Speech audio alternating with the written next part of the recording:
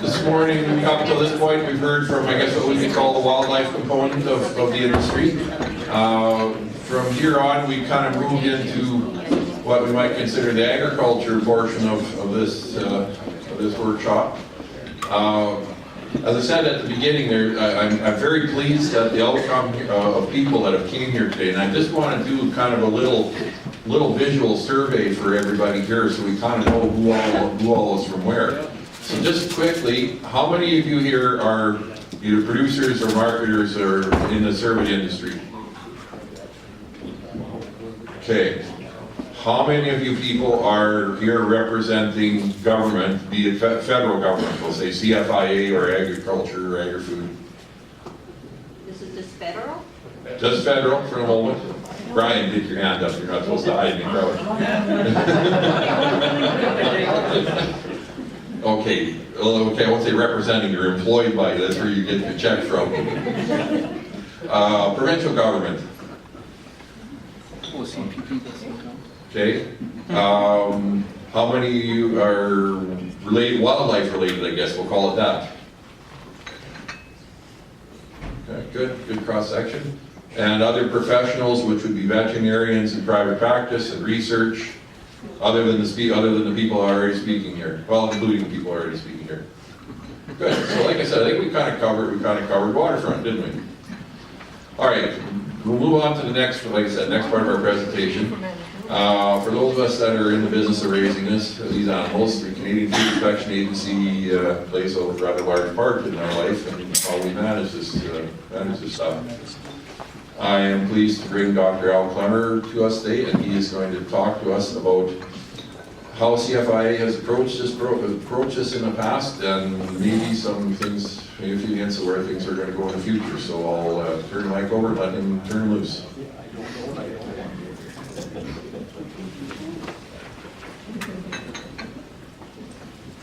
Hints about what's going to happen in the future? Not for me. Just for everybody's information, it's Al's last day today. Yeah. Still sober. We're so proud of you.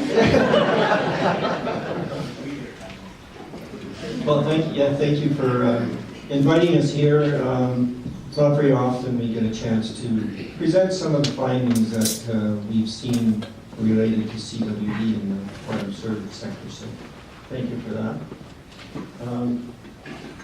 Okay, what's going on here? The rolly thing on top. I'm rolling. Yeah, keep rolling. It'll I'm rolling. roll the other way. I really roll. Well done, Al. Great presentation. Randy. He did that. He was in the menu. I'm just happy to see somebody else have trouble with PowerPoint. Somebody else. Nothing's working for me here. Double click. Maybe turn it on. There we go.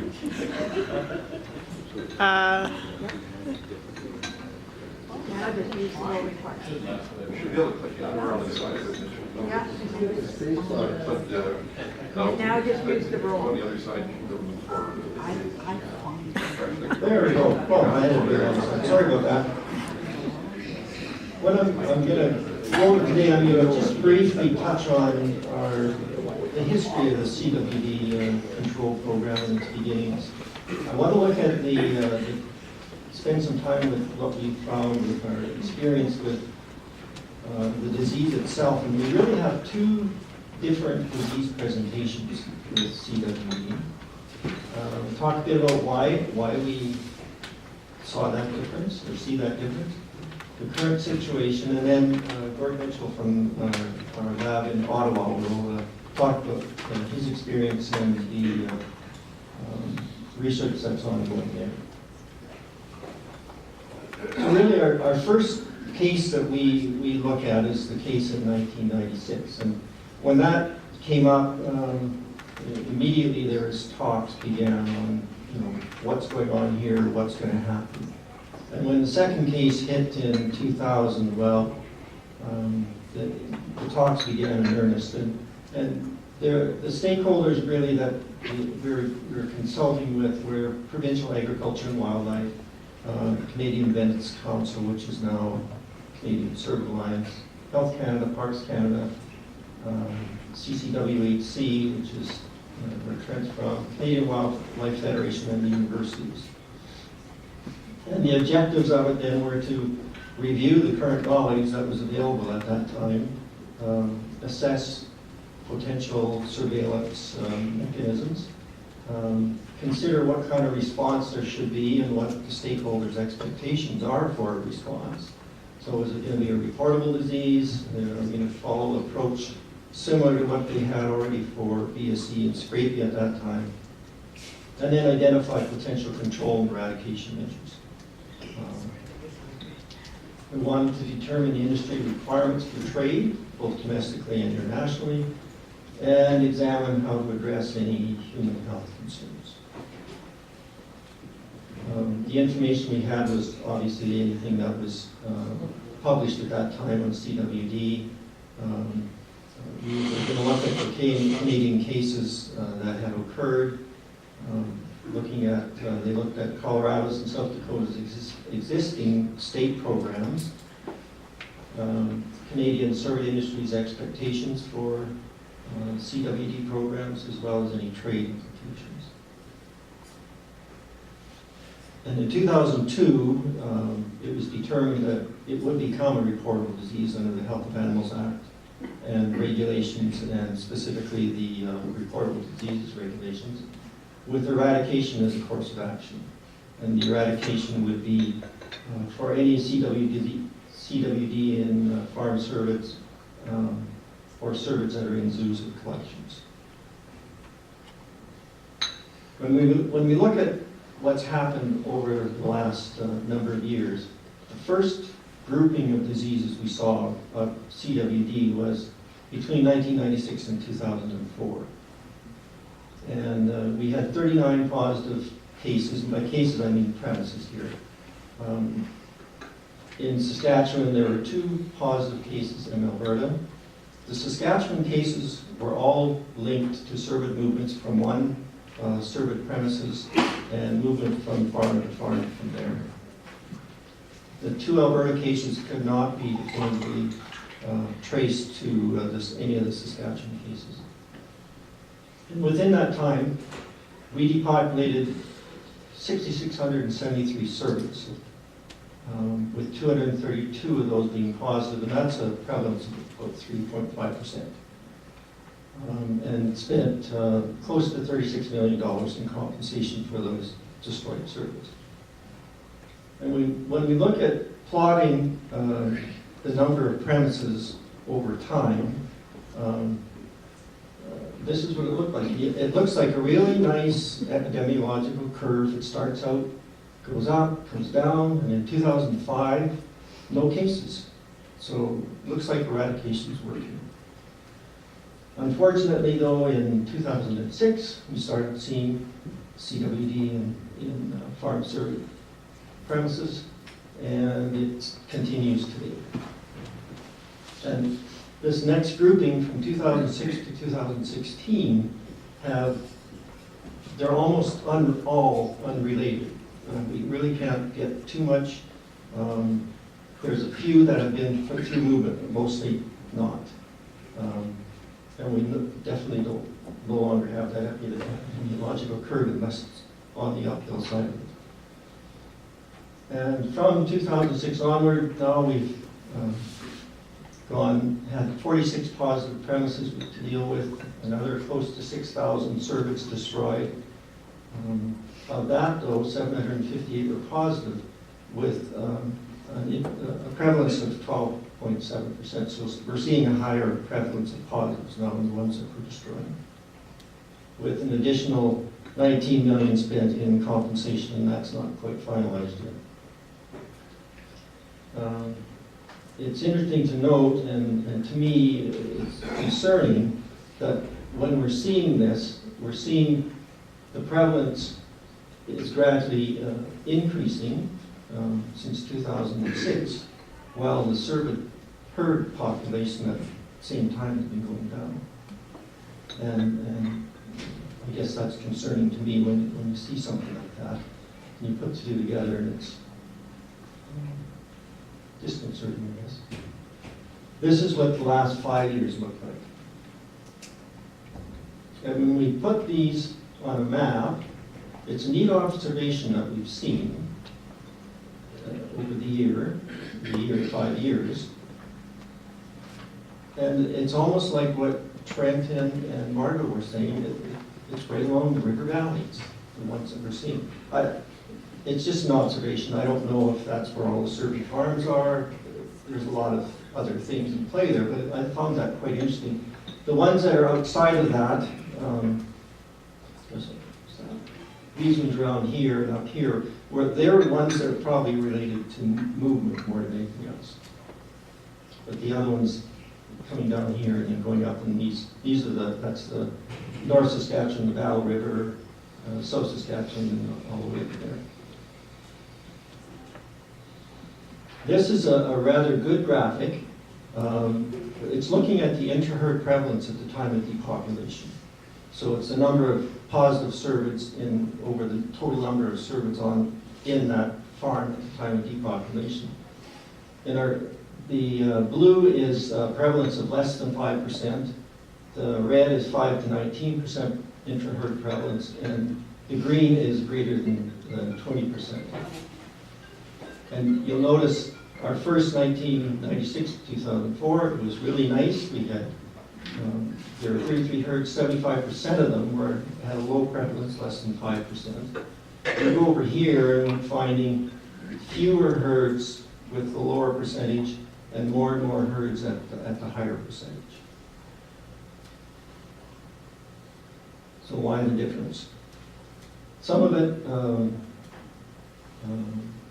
the first ones in 1996 to 2004, they were all linked by movement. So CFIA was preemptively depopulating the trace-ins and trace-outs. So we're going to the herds through tracing. We're getting there early. In many cases, they're in early stages of disease. Some cases didn't even have any clinical signs yet. So we're taking these out early. And so there's less shedding of the prion, less environmental contamination. So there's fewer and fewer picking up the prion.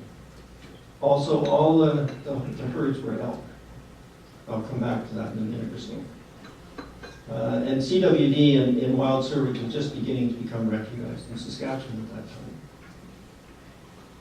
When we go on to the what is going on now, the investigations to date have failed to determine the source of CWD for most of the premises that we've depopulated.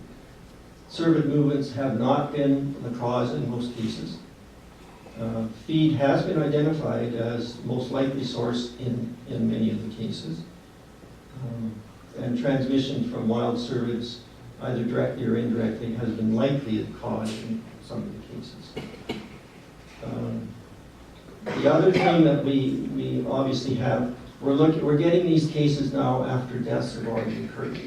The first group we were getting in there before the deaths were even occurring. So now we're getting there later. Deaths have occurred. There's been more shedding of the prion, more contamination, so more animals are becoming infected. And we also have the expanding endemic situation in the wild cervids in Saskatchewan and in eastern Alberta. Often, what we're finding when we go to these premises, the heads or the samples from the cervids aren't submitted right away. So even though they're dead, they're still not submitted right away. Many have been batched and sent in as multiple samples. Some missed entirely. So CWD has a chance to percolate in those herds, leading to more shedding. Generally, there were multiple possible means of introduction for each farm, and multiple farms which may have experienced each of the possible mechanisms of introduction. It's really difficult to tell where it's coming from. The increased inter-herd prevalence has also caused an increase in the number of high-risk premises that we've identified. In 1996 to 2004, there were only 4 high-risk premises. Since that time now, we've had 26 additional premises. The other thing we've been seeing since 2006 is we're beginning to see positive cases in white-tailed deer herds. White-tailed deer appear to be more susceptible, and it seems to progress more rapidly, leading to a higher inter-herd prevalence. And when we look at the Saskatchewan numbers, in that time period, the elk are blue, and these are the herds. The elk herds are blue, the deer herds are red. There's quite a bigger significant difference between the number of herds in elk than deer. And the ratio is actually 2.5 to 1 over that time period. But we've seen the total number of positive whitetail deer herds is 20, and the number of elk herds is 20 as well. So instead of being what you would think would be closer to 2.5 to 1, it's 1 to 1. And we've actually had 4 herds where there's a mix of elk and white-tailed deer.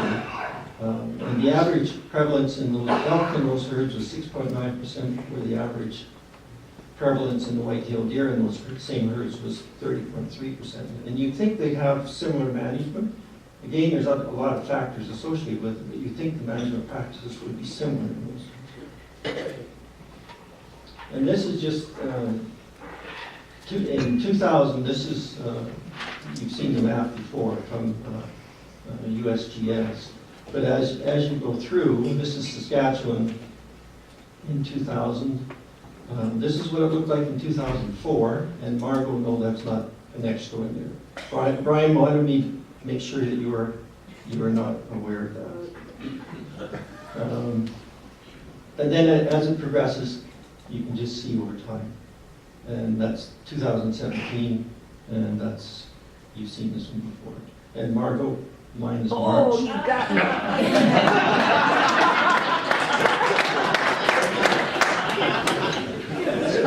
Way to go, Saskatchewan.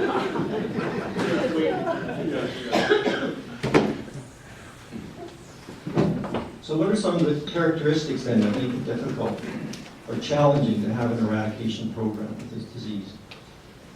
And obviously one is the long incubation period, and that's further compounded by the genetic or the genotype variability in the cervix. We have shedding that precedes any clinical signs. So you need to identify the positive cases early, remove them quickly, and you've heard that from Margot, to prevent further environmental contamination. There are known genotypes that have been identified that are truly resistant to CWD. To date, they only appear to prolong the incubation period, and so that with the potential of further prion shedding and environmental contamination. There's no vaccine. There's no validated individual live animal test that you can use, so you can't, for screening purposes, you can't go in there, test and destroy positive individual animals.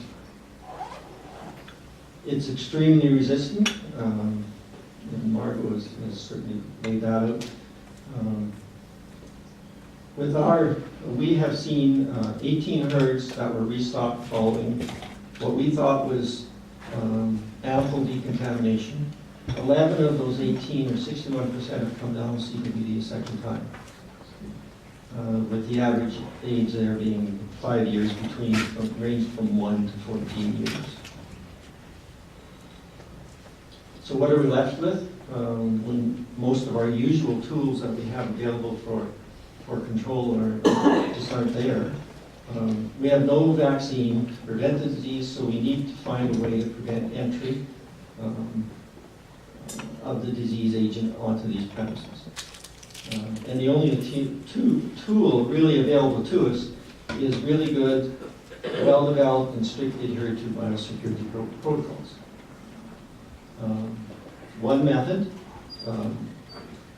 is the CWD Voluntary Herd Certification Program, or VHCP. It's been around since 2002. has not been updated since 2003, so it hasn't really been updated to take into consideration new scientific knowledge, especially in the areas of environmental contamination, or even the provincial or territorial experience with implementing the program. We know that the current VHCP is not 100% effective in preventing CWD in herds that have been enrolled in the program, but we do see evidence that it can be an effective tool. If the herd is compliant, it can be caught quickly, you get a lower prevalence, there's less likelihood of less environmental contamination, and so it's easier to decontaminate the premises.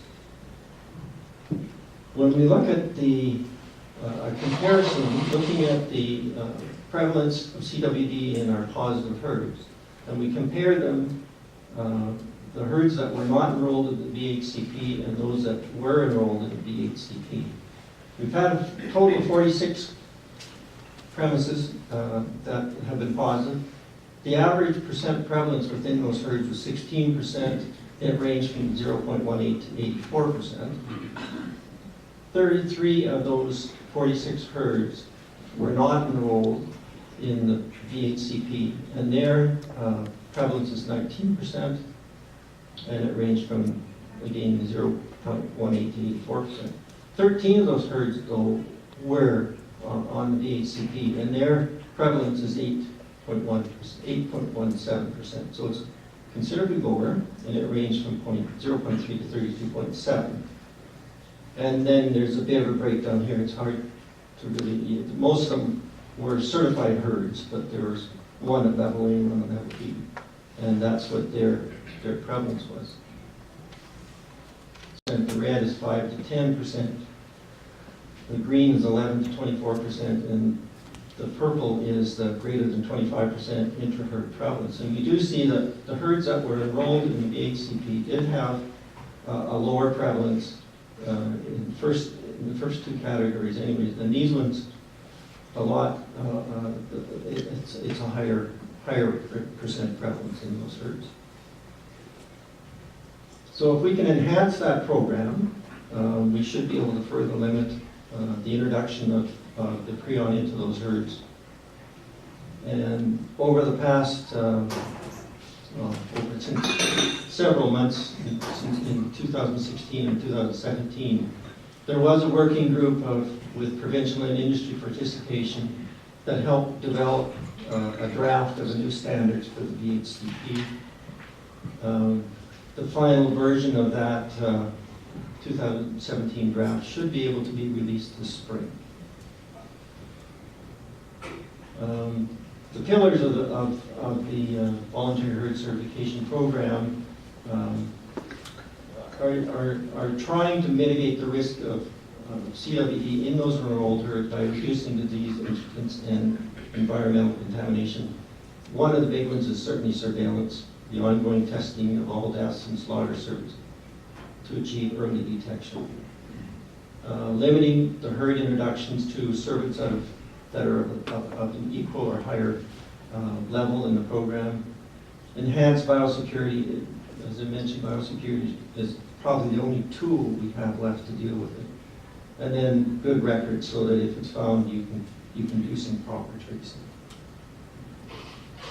And this is just a map of Canada with the herds that are enrolled in the voluntary herd certification program in the provinces that are doing it. An observation of mine is this is Alberta with 43% of the herds enrolled in the program. And again, it's just an observation. Is that one reason why Alberta hasn't seen as many positive cases in the farm service? I don't know, because I don't know where the location of the herds are, so it's just an observation. That's really all I had. Gord, do you want to talk about lab? Yeah. Well, I'm sure you probably have. Well, whatever one you want. That's not the right. Yeah. Well, yeah. Okay. No, that's this way. Very good. Sorry. I'm sure you have questions for Al, but take a little diversion here to talk about some of the activities at my laboratory, and I'm at the National NOI Reference Lab for Scrapie and CWD located in Ottawa.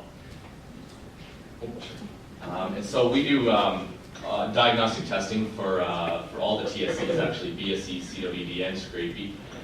So we run a main test that we run as a surveillance is an ELISA test, and we'll do approximately 15,000 of those a year, so we're doing those almost on a daily basis. Any CWD or Scrapie cases that are picked up across the country, our network of labs, they're sent to our lab in particular to do confirmatory testing, and for this we do immunohistochemistry on the brain stem and lymph nodes, and Western immunoblot as well, to get more information on those cases. We also use a bunch of ancillary tests such as genotyping, so we will genotype sheep, goats, deer, and elk as well for various susceptibility genotypes. If there's a particularly interesting isolate of CWD or Scrapie, we can put it into rodents and study it further to better characterize it. And then the last test we do, which is sort of related to TSCs in general, we do a test, immunohistochemistry based, which looks for SRM materials in ground meat products. So those are our diagnostic activities. We're also involved in a bunch of research projects as well, because part of the role of our lab is to develop or improve on current diagnostic tests. So we have the capacity in our lab, the instruments to do the newer application techniques such as RT-Quick, PMCA, as well as sequencing and cell culture. And we also have large animal research facilities where we can house cervids or small ruminants in containment as well, and do infection trials. And we were the first to show transmission to reindeer as an example of that. Okay. So, as many of you are, we're also interested in a live animal test, and so we are working in our lab, but more often with collaborators in various parts of the U.S. and around the world on trying to further assess and further develop these live animal tests. And our lab was heavily involved in the development of ray malt in deer and elk back a number of years ago with Bruce Thompson and Terry Spraker at USDA in Colorado State. And some of that work recently showed that in deer we can achieve a sensitivity in 76% in GG96 animals, and slightly less sensitivity in GS animals. In an elk, a recent study we did with Nick Haley, who's here today, he was at Kansas State at the time, we achieved 77% using immunohistochemistry on the ray malt samples. He tested them with the RT-Quick technique and had comparable sensitivity to that as well. So we're continuing to assess that technique and are very familiar and proficient with how it's performing. There are certainly some limitations to it and the circumstances that it can be used. I'm getting the hang of this. Okay.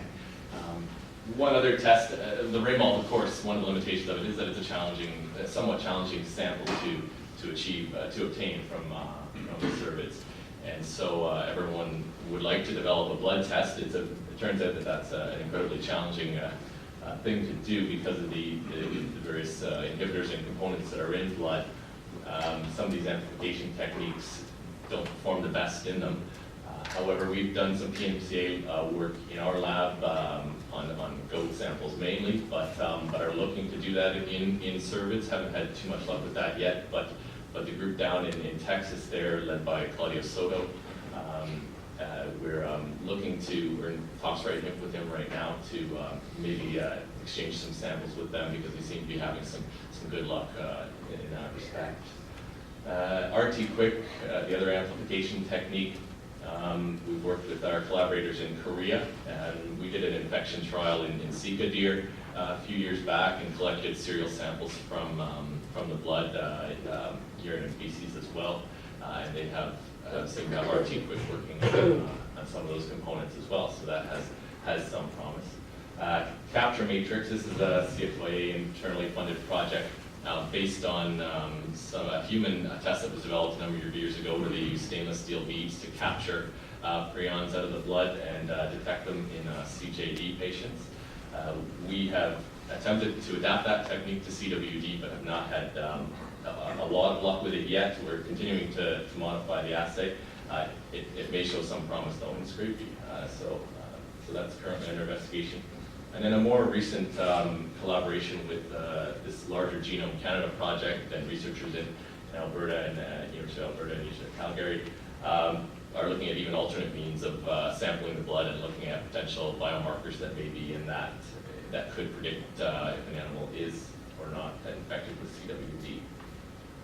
Finally, getting away from blood, we're looking at, there's some evidence that CWD-infected animals shed in the feces, of course, and PMCA is an amplification technique that Scott Napper, who's here today, will be talking about it later, has working in his lab.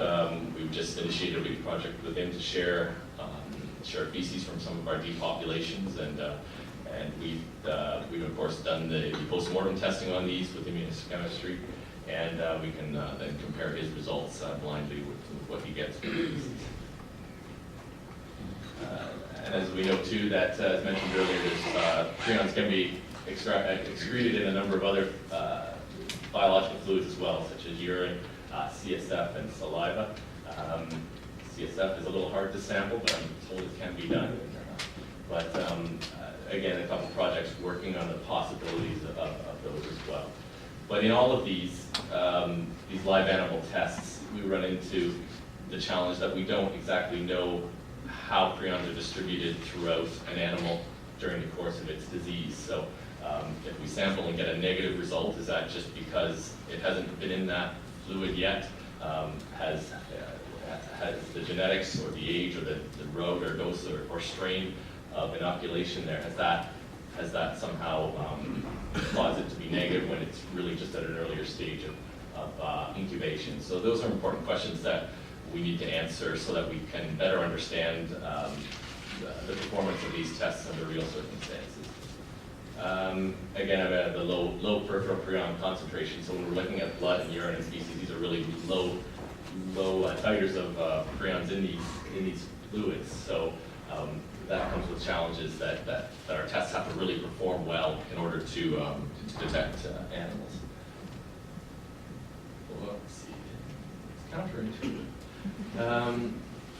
I mentioned genetics can play a role in how these live animal tests function, and that's certainly true. We're currently extracting and archiving DNA from all the herds that we depopulate.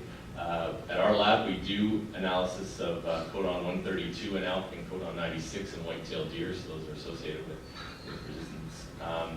But we're part of this bigger project, again, the Genome Canada project. They will be, I think, doing an in-depth sequencing of animals and perhaps finding other markers that we can perhaps use our archive to go back and probe for different maybe dictators of resistance. So looking forward to the outcome of that. Persistence in the environment, of course, is a big issue in how we manage CWD. We're currently looking at how composting affects the effectivity of CWD and BSE. Currently a project going on with Agriculture and Agri-Food Canada, and that's just a couple of years in. And then part of the Genome Canada project as well, they're going to be looking at the persistence, the detection of prions in soil. So we have soil collected from some of the farms that we've depopulated, and I think we'll be sharing that as well with that group. And perhaps bigger picture issues are the transmission barriers with CWD that were alluded to earlier. I think CFIA has a responsibility to know in our risk analysis what the likelihood of CWD transmitting to humans, of course, but also other livestock species that may be in contact. And so we've done a bit of that work internally, but are working with collaborators around that of the world as well to better assess the risks of that happening. And finally, strain characterization as well with the recent identification of CWD in Norway, and the suggestion that perhaps the moose that they're looking at there are a different totally strain of CWD. We've certainly not seen anything like that in the moose that we've had in Canada here or any of the other cervids, so it does seem to be definitely unique, and how that differs is a big question. we're very interested in teasing apart the strains that are in Canada too, but it's been a very challenging task, and we don't, there aren't any huge obvious differences that jump out at us that make it easy to study these things. So definitely we're lacking tools to interrogate those, but we're working on that as well. So I believe that's all I have to say. So, Thanks.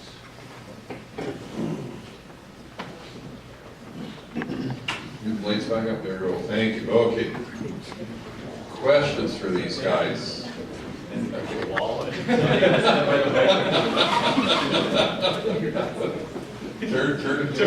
this profile. Okay, Dr. Nick Haley first. I just had a quick question for Al. So you presented data on prevalence in elk versus deer. Is that data available somewhere? The reason that I asked, and Trent's not here, but the reason that I asked Trent that is we have evidence in vitro that elk protein doesn't amplify as efficiently as deer. So I'm just trying to get like on the ground data that supports that. Is that data available?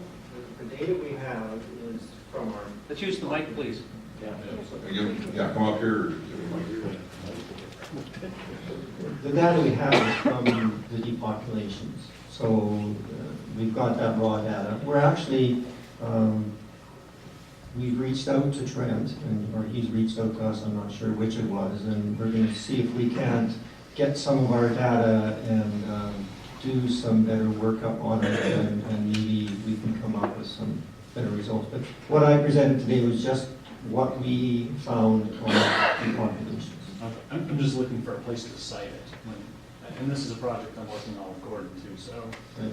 Well, hopefully sometime shortly, we can get Trent involved or the university involved and come up with something. just need some money. Ian, go ahead. Al, you presented two statements that I want to examine further. And to paraphrase, you said genetic testing doesn't work and there is no live test. Maybe I'm pushing it a little bit, but effectively. Okay, on the second point, Gordon then presented data and referred to a most recent cooperation with Dr. Haley showing that I see sensitivity at 77% and virtually equal results on RT-Quick Ramo. What more do you need?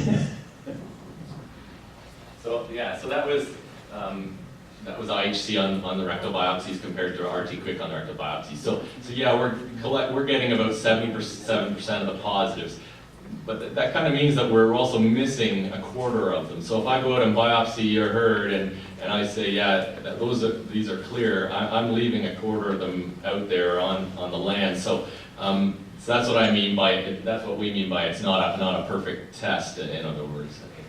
But usable, isn't it? Yeah. It's useful. Look at the sensitivity of TB. Surely. Yeah. Especially in a concurrent test. You know, one test done 6 months later, you know the life cycle of this disease. Yeah, and I think that's importantly what we'll get to is how it can be used to with the scientific knowledge that we have about the disease pathogenesis, how can we use it to increase our sensitivity there and be comfortable with the risk that we're leaving there. So yeah, you're right. I think it is workable with that as long as we have it. So we get a microphone to Sheila. Oh. I was just wondering, you had mentioned in Norway that what's occurring in moose seems different. Have we been able, or what about the one in the reindeer? Is there any initial findings on that? Yeah. They sent the reindeer to us to confirm their very first case, and we ran all the tests we have to compare it, and it did not look any different than the CWD cases we had here by any of our tests. So we lined them all up, and the current tests we have available weren't able to distinguish any difference in their reindeer versus our elk, mule deer, white-tailed deer when we compared them. So sure, there could be subtleties there that our tests couldn't detect, absolutely, but no. But however, the moose case is noticeably different. When you run it on a Western blot, there's different banding patterns there that are clearly different. So, so that does look distinguished, different, definitely, but not so much on the reindeer. Norm, go ahead. Thanks. Thank you. Norm Hall, APAS. You talked about composting. Are you looking at the heat to kill, or is it the bacterial effect on that? And another question on the repopulation of the fenced animals. You were talking anywhere from 1 to 14 years of the depopulation. Was there anything done other than just the ultraviolet effect on them, or was there any kind of treatment of the dirt there? Yeah, but, so before they're allowed to repopulate, they have to go through cleaning disinfection. There's a few people in this room that have gone through that, including turning, the one fellow in particular, overturned about 2 feet of dirt and flipped it right upside down. So no, all that has to happen. Feeders, waters, those types of areas, basically scrape, dig, and bury. That's what we usually end up doing. Flaming is another thing. We'll take a tiger torch that get up to about 1100 C. So we'll use that in certain areas as well, because using bleach, let's be honest, not that great. Damaged feeders, etc., burn and bury. Used feed, burn and bury. But boy, does it ever take a small amount of Freon, because we always leave a little behind, and it just doesn't seem to be that effective. Yeah. Now, there was another question about composting. Yeah, your first question. It's a composting setup that's done in containment in Lethbridge actually, and yeah, it's we will be measuring heat and bacterial concentrations and things like that as well. So it will be assessing the effect of all those things on prion survival. Okay, got time for one more quick question if we got any more? You guys are letting these guys off pretty easy. Okay. Saving it for Betty tomorrow. Okay, with that, we'll let the CFI people go back their seats, and we'll bring up the next speaker. I'll get the presentation loaded in a minute.